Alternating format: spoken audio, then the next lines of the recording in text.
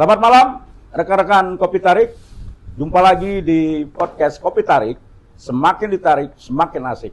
Malam ini kita dikunjungi oleh rekan-rekan ojol, profesi yang saat ini menjadi pusat perhatian. Kenapa saya bilang menjadi pusat perhatian?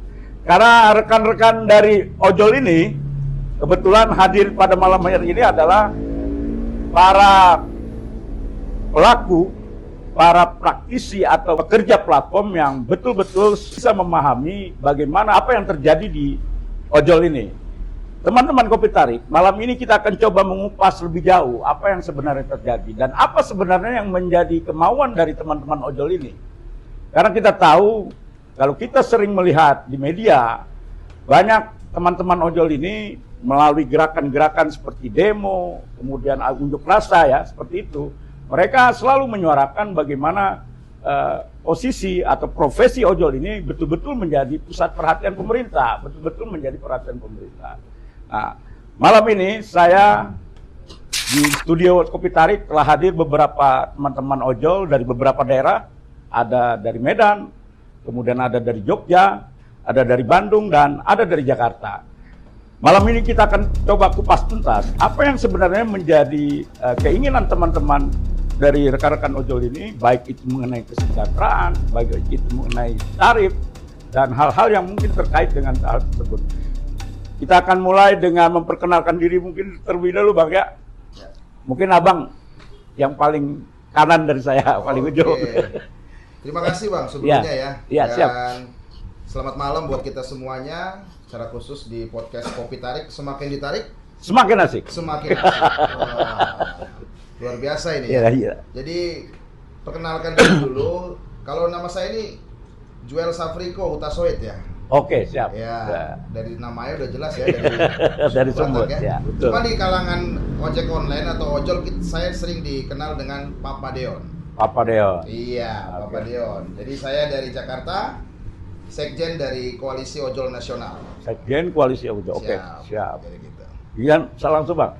Oke, mungkin saya juga bisa memperkenalkan diri. Saya Andi Kristianto, kebetulan saya sebagai Ketua Presidium Koalisi Ojol Nasional. Panggilannya Bang Andi lah ya? Bang Andi, dan saya dari Jakarta. Siap. Itu. Oke. Sebelah Bang Andi. Ya, saya kebetulan juga dari Medan. Oh, siap. Dari Medan, dan saya ini pejabat Peranaan Jawa Batak. Oke. Saya, kan? Nama saya David Bangar Siagian, jadi saya punya marga. Oh ya, gitu siap. kan. Bapak saya orang Batak, ibu saya orang Jawa, jadi saya dibilang pejabat kan gitu. Oh ya. Saya dari Forum Komunikasi Mitra Pengemudi Online Indonesia di Sumatera Utara. Oke. Atau Forkompi kalau kami sebutnya. Gitu. Banyak Abang pasukannya Bang? Ya, seperti itulah. Oke, siap. Lanjut sebenarnya Kak, mungkin bisa perkenalkan ini. Ya, selamat malam, saya Ri Ramawati, saya dari Jogja. Saya adalah ketua dari Forum Ojol Yogyakarta Bergerak. Oke, Yogyakarta Bergerak ya. Forum Ojol Yogyakarta Bergerak itu merupakan gabungan dari beberapa komunitas gitu. Seluruh platform yang ada di Jogja. Oke, siap. Kenapa Bang? Sebelahnya Bang. Terima kasih Bang. Ya. Selamat malam. Saya dengan Ahmad Ilyas Prayogi atau lebih dikenal dengan Taj Prabu. Saya ketua Gerakan Aksi Nasional Jawa Barat. Oke. Dari Bandung berarti ya. Dari Bandung. Oke Bang, ini yang menarik ya, abang-abang dan kakak semua ini ya. Kakaknya satu ya. Ketika bicara ojek online, tentu di situ ada persoalan soal kesejahteraan, Bang. Sebenarnya apa sih yang menjadi keinginan dari teman-teman ojol ya, khususnya yang mungkin abang dan kakak lebih paham lah, apa yang menjadi aspirasi atau keinginan teman-teman ojol? Mungkin bisa dari Bang Andi dulu atau mungkin siapapun yang bisa menyampaikan ini. Oke, mungkin saya bisa saya berikan gambaran atau tanggapannya. Ya. Bahwasannya kalau kita bicara kesejahteraan itu adalah membicarakan sesuatu hal yang relatif. Ya, Ya, betul, betul Bang. Karena kesejahteraan menurut diri saya belum tentu sama Betul. dengan sejahteranya dengan yang apa yang kawan-kawan inginkan. Ya. Jadi kalau dibilang kesejahteraan itu sifatnya adalah universal ya kan, dan semua orang itu berbeda-beda, itu iya gitu. Cuman satu yang kawan-kawan ojol itu inginkan bicara masalah kesejahteraan. Pertama adalah jumlah orderan. Jumlah Order yang diterima oleh kawan-kawan ini ya bahasanya mungkin ada sesuatu yang bisa menghasilkan uang dan bisa dibawa pulang. Kalau cuman orderan cuman 2-3 kan kita mau withdrawnya juga bingung, Bang. Ya kan? betul. Karena bicara tarif kan juga nanti tahu sendiri berapa, ya kan? Bukan nominal, Bang, ya. Nominal. Jumlah order itu yang pertama. Yang kedua, bicara reward. Oke. Reward ini kan banyak kalau kita belajar dari berbicara sesuai dengan pengalaman sebelum-sebelumnya. Banyak reward ini yang dihilangkan. Padahal reward itu pendukung pendapatannya kawan-kawan. Misalnya Itu dihilangkannya belakangan ini atau gimana, Bang? Sebetulnya sudah dari beberapa tahun itu reward itu mulai ditiadakan setelah COVID. COVID. Nah, namun sekarang ada lagi, tapi dengan jumlah atau nominalnya tidak seperti dulu itu rewardnya, jumlahnya ya, secara jumlah itu tidak seperti dulu. Nah gitu, jadi sebetulnya itu yang bisa membantu pendapatan kawan-kawan. Nilai tambah lah. Nilai tambah seperti itu. Nah ini kan sekarang ini agak dikurangi dan untuk mendapatkan itu juga agak sedikit lebih sulit dibandingkan tahun-tahun sebelumnya seperti itu. Nah kalau bicara kesejahteraan memang itu sebetulnya. Cuma itu aja, dikembalikan seperti dulu. Oke. Ya kan? Program-program yang menurut bahasa driver itu merugikan, ya itu dihilangkan. Misalnya program-program hemat, ya kan? Kita tidak programnya is okay. Tapi kan ada sekarang yang berbayar, itu yang sebetulnya harus dihilangkan. Itu kan malah menambah beban bagi mitra driver. Programnya sih kita oke aja, program hemat. Karena apa? Dengan adanya program hemat misalnya gitu, itu kan bisa menambah pertama pendapatan mitra driver juga. Iya, kan? Terus dengan apa? Dengan cara apa? Dia bisa perusahaan dalam artian aplikator ini bisa mengkolek sebanyak-banyaknya customer, kan begitu. Ya, cuma ya itu lagi kadang ada berbayarnya itu yang itu sebetulnya. Nah, itu yang akan sebetulnya malah bisa dikatakan kesejahteraan ini akan semakin jauh. Ya. Gitu loh. Menjauhkan mitra driver dari kata sejahtera. Padahal bagi driver sejahtera itu simple. Kembalikan tarif seperti kemarin, sistemnya ya kan. Terus program-program yang sifatnya ada rewardnya itu dikembalikan. Itu aja cukup. Nah, sorry Bang, saya potong. Ini kan dari beberapa daerah, Bang, ya. Kebetulan teman-teman yang hadir di sini dari beberapa. Nah, kondisi ini apakah sama, Bang? Mungkin dari Bang David ya, dari Medan, mungkin apakah memang ini sebuah kegelisahan yang sama gitu ya? Kalau saya bicaranya secara global ya. Secara global ya. Kehadiran aplikasi transportasi online adalah sebuah opsi atau solusi dari kegagalan pemerintah dalam menciptakan lapangan pekerjaan. Oke. Nah, ketika ini hadir, banyak yang terserap menjadi tenaga kerja di situ sebagai mitra. Kan, seperti itu. Tetapi setelah beberapa tahun ini berjalan, mungkin sekitar 9 tahunan atau 10 tahunan berjalan di Indonesia, celakanya pemerintah tidak mau tahu atau tidak bisa atau tidak mau tahu tentang transportasi online ini. Jadi lalai dalam mengatur. Padahal jumlah dalam bentuk regulasinya kan gitu. Padahal kerja ini cukup banyak kan. Ya, ini menyerap tenaga kerja lumayan banyak. Jadi tidak bisa dipungkiri bahwa aplikasi transportasi online ini membantu pemerintah juga masyarakat Indonesia pada umumnya dan semua di daerah kan gitu. Tetapi ketika ini dibiarkan, tidak ada campur tangan pemerintah secara signifikan dalam mengaturnya dalam bentuk undang-undang ataupun aturan-aturan yang berlaku. Nah, ini menjadi bola panas, menjadi bola liar sehingga menjadi kontroversial di kalangan para pelaku atau mitra ini kan gitu. Nah, ketika ini terjadi dan aplikasi transportasi ini online ini bermunculan, tidak hanya kalau dulu kan mungkin hanya Satu, dua, ya. Sekarang kan sudah mulai banyak. Udah banyak, ada yang kuning, ketika ada yang persaingan hijau. antara aplikasi ini, Iya. yang menjadi korban adalah para mitranya atau para drivernya kan Iya, seperti itu. iya. Oke. Dan ini yang menjadi masalah sampai sekarang. Belum Oke. ada solusi kan seperti itu. Gitu loh, Pak. Siap. Itulah gambaran saya secara global. Jadi Artinya baik di daerah pun juga sama ya. problemnya sama. Problemnya sama. Dan ketika pemerintah pusat tidak bisa mengayomi ini dalam bentuk regulasi atau aturan yang sah, yang berlaku, justru yang dipakai adalah peraturan-peraturan usang, peraturan lama. Contoh nih kayak Undang-Undang 22 tahun 2009 tentang lalu lintas.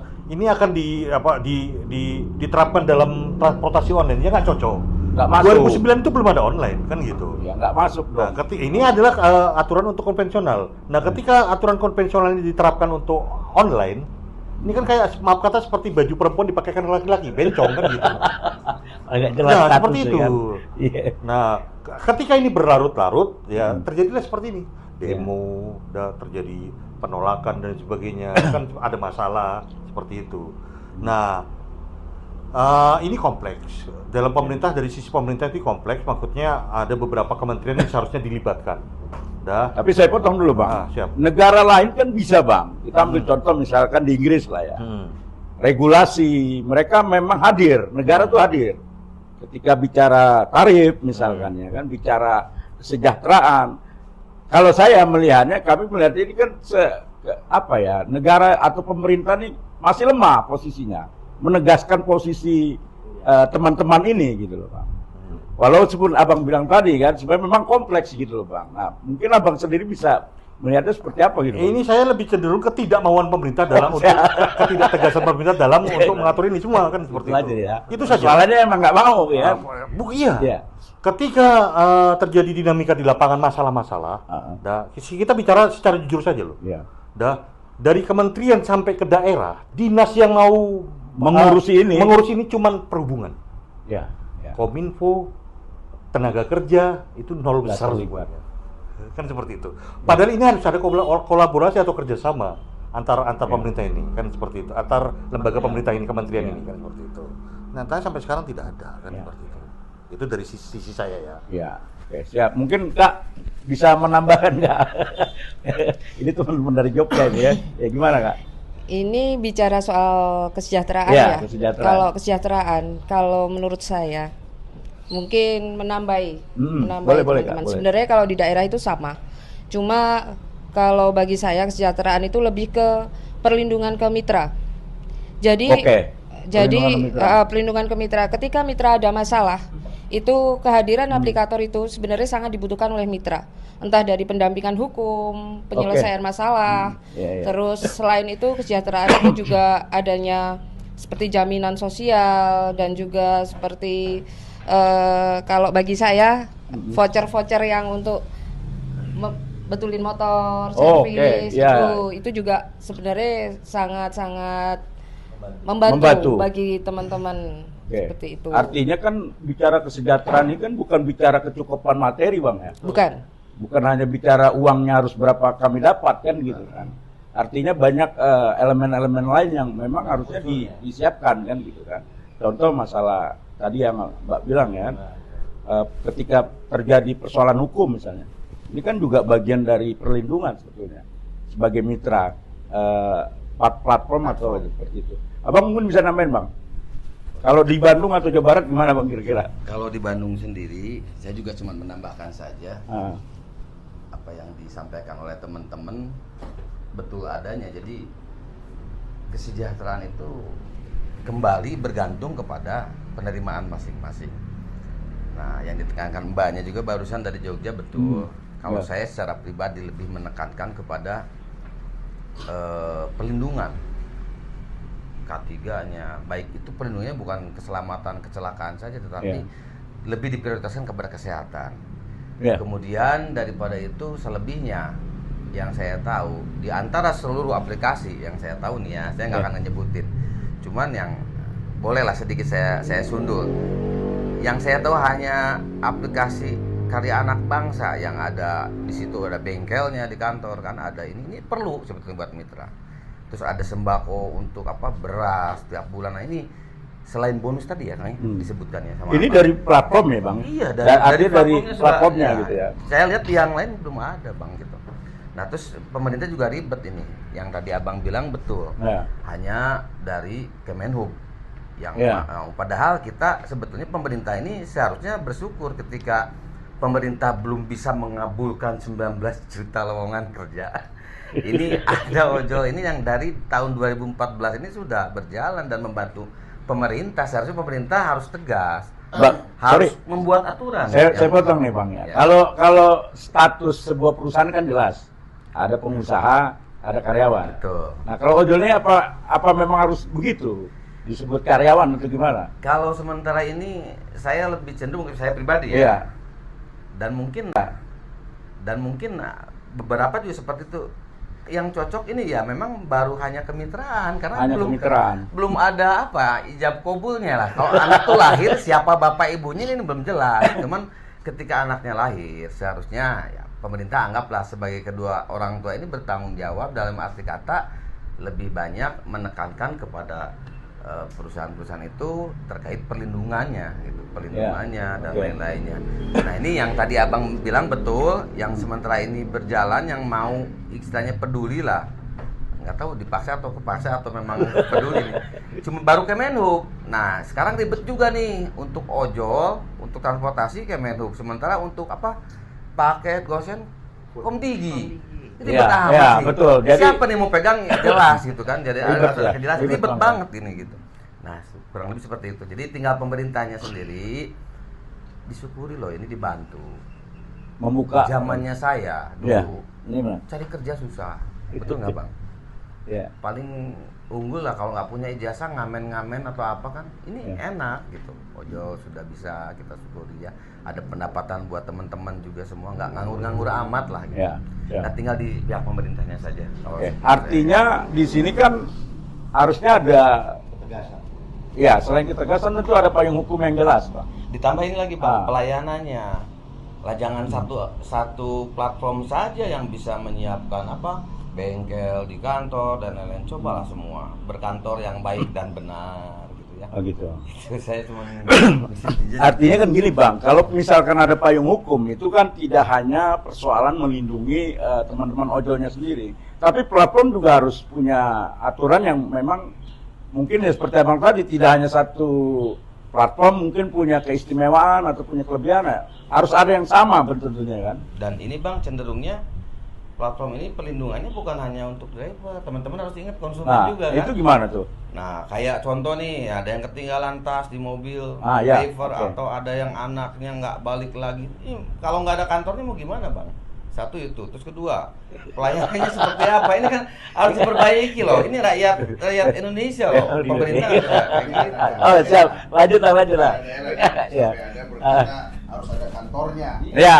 Artinya ada juga yang di daerah-daerah tertentu tidak ada kantornya. Platform itu. Ya, platform itu kan begitu ya. Iya. Jadi saya lihat begini. Gimana Bang?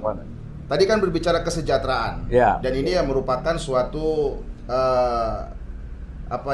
bisa dikatakan hal yang kita minta, kita perjuangkan, meskipun kesejahteraan itu bersifat relatif tadi disampaikan Bang Andi. Namun begini, ojol ini kan sudah bergeser. Kenapa saya bilang bergeser? Kalau dulu di awal sampai belakangan sebelum Covid lah secara khusus itu orang yang sudah karyawan tetap pabrik pun bisa resign untuk jadi ojol. Untuk jadi ojol, betul. Itu betul. Pada saat itu. Dan menurut dia ini adalah keputusan yang tepat. Ya. Dan ketika dia menjalankan itu, benar ini keputusan saya yang tepat. Ya.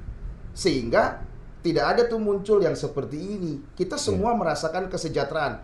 Lalu pertanyaannya, kenapa demikian? Ya. Jawabannya adalah karena aplikator, karena aplikasi masih memberikan kepada mitra selayaknya mitra kerjasama yang baik. Artinya sejajar lah ya. Ya, contoh. Menguntungkan. Rewards tadi. Itu jelas kita dapatkan. Sekarang udah nggak ada dong. Dari rewards itu aja, itu sudah nutup bensin, bawa pulang ke rumah, dapur ngebul, ada lebihnya. Dari rewards aja. Belum lagi dari Argo setiap orderan. Iya. Lalu rewards ini putus, diganti dengan insentif yang lain yang nggak masuk akal, yang diraihnya sulit, sehingga terkesan itu hanya kebijakan yang kita ngerasa kayaknya kita bodoh banget ya. Itu kan artinya satu pihak, Bang ya. Tanpa kalau idealnya kan harusnya ada komunikasi. Betul. Dong. Nah, begitu. Teman-teman yang mewakili ini tentu harusnya diajak berunding. Kan? Iya. Lalu kenapa aplikasi bisa melakukan seperti itu dengan dalil kebijakan? Oh iya, kita pun langsung berpikir, ya jelaslah, karena eksekutif, pemerintah tidak hadir dengan baik kepada kita. Ojol itu kan rakyat Indonesia, setuju ya? Betul. Apalagi sekarang ini 7 juta lebih loh ojol ada. Kalau kita beranjak ideologi negeri kita, keadilan sosial bagi seluruh rakyat Indonesia, itu jelas. Betul. Maka harusnya pemerintah buka mata lebar-lebar, ini rakyat saya, aset besar, menunjang perekonomian, atau begini, yuk kita tos-tosan, kita mengadu. Bagaimana kalau ojol dinonaktifkan dulu selama 1 hari? 1 hari aja, nggak usah dulu berapa hari, 1 hari saja. Ya itu kan pernah kejadian tuh ya. Apa yang beberapa terjadi? Kali kayak gitu ya. Bakalan kebingungan orang. Ya. Semua bakal kebingungan. Artinya ini harusnya penting. Namun kenapa pemerintah seolah-olah kayak kita ini kayak bola dilempar sana, lempar sini, berikan angin segar, lalu kita mencoba ke bagian legislatif juga sebagai wakil rakyat. Sama aja. Namun 11-12. Makanya sampai sekarang kesejahteraan itu masih kita cari, masih kita nantikan. Kita nggak ngoyo-ngoyo, enggak. Kita bukan berbicara hal yang hebat, enggak. Sepantasnya aja kepada kita sebagai rakyat Indonesia, berikan kepada kami. Nggak ada lebih. Itu aja yang kami minta. Apa itu? Ya itu. Harus ada payung hukum dong. Payung hukum. Betul. Payung hukum itu yang bisa yang idealnya itu kayak gimana, Bang? Yang paling sederhana lah, yang bisa biar mereka pun juga dengar gitu loh. Nggak perlu kan dengan tata bahasa hukum sebetulnya kan ya. Yang paling nggak substansinya apa gitu. Ya, yang pasti gini, Bang. Kalau payung hukum yang kita inginkan dari dulu itu ya berupa undang-undang. Undang-undang yang jelas. Yang jelas. Ada. Dan itu undang-undang itu saya rasa tidak akan diskresi seperti aturan-aturan yang sekarang ada. Permen 12. Permen. Diskresi dengan Undang-Undang Nomor 22 tahun 2009. Diskresi itu. Dan ini Perpres ini yang notabene akan dikeluarkan nanti entahlah kapan, ya kan? Yang terkait perlindungan tentang mitra itu kan masih online. wacana kan ya, atau gimana tuh? Sedang digodok, Sedang digodok. Nah itu juga kita nggak tahu keluarnya itu kapan. Kalau ada sedikit bocoran yang kita tahu, ya kan. Nah di situ pun masih ada diskresi. Ya, memang mereka mengakui. Ini dari bocoran yang kita terima gitu. Mereka mengakui mitra driver online ini sebagai pekerja. Ya, diakui sebagai pekerja platform digital. Namun moda transportasinya tidak disebutkan dan tidak diakui. Mau gimana? Tetap masih diskresi, Pak. Harusnya kan utuh dong. Utuh gitu. Kita sebagai mitra pekerjanya diakui. Tapi alat kerjanya ya. Nggak diakui. Medianya. Nah, ini kan masih bertabrakan. Roda 2 itu nggak diakui. Karena unsur faktor keselamatan. Padahal kalau dihitung boleh jujur ya, mungkin lebih banyak roda 2 kali ya. Nah, iya. Itu dong harusnya. Itu. Nah, itulah yang menyebabkan akhirnya kita juga kalaupun misalnya hasilnya seperti itu, misalnya benar gitu Perpres seperti itu ya, kita akan tolak mentah-mentah. Percuma, Bang. Karena tujuan kita memang dari awal adanya undang-undang. Jangan jadikan juga nih dengan adanya Perpres akhirnya kita udahlah yang penting ada aturannya lah, ada hukumnya, ada undang-undangnya. Iya, walaupun tidak undang-undang yang penting Perpres ini udahlah untuk sementara dan sementaranya itu tidak tahu sampai kapan. Nggak tahu sampai kapan ini. Kalau mau total sekalian. Gitu loh. Pemerintah turun. Karena kita tahu dengan ada online ini, platform digital ini bergerak bukan semata-mata dalam bentuk bisnis, tapi ada unsur politisnya di dalam sini. Iya. Unsur politisnya? Nah, seperti gini. Memang mau nih jadi kita jadi buka-bukaan. Memang saya pikir gini, Bang. Forum ini memang kita buat biar para pengambil kebijakan, mungkin para pengamat atau akademisi atau siapapun yang memang konsen punya kepedulian dengan ini ya mereka juga harus tahu kan gitu. Kalaupun sebetulnya negara atau pemerintah mau hadir mengurus masalah ojol yang ada di Indonesia itu hal yang mudah. Mudah banget. Tinggal dia buat, dia duduk netral nih, posisi pemerintah netral nih. Di antara elit ya kan dengan pengusaha, pebisnis. Dia duduk berada di tengah. Negara punya aturan perlindungan. Ayo kita tetapkan bersama-sama dengan tidak saling merugikan antara pengusaha dengan pelaku usaha ya kan, dalam arti mitra platform mitra online, pekerja online. Bisa mereka duduk di situ. Bisa pemerintah menerapkan aturan di situ. Yang jadi permasalahan kan tidak berani seperti itu, kenapa?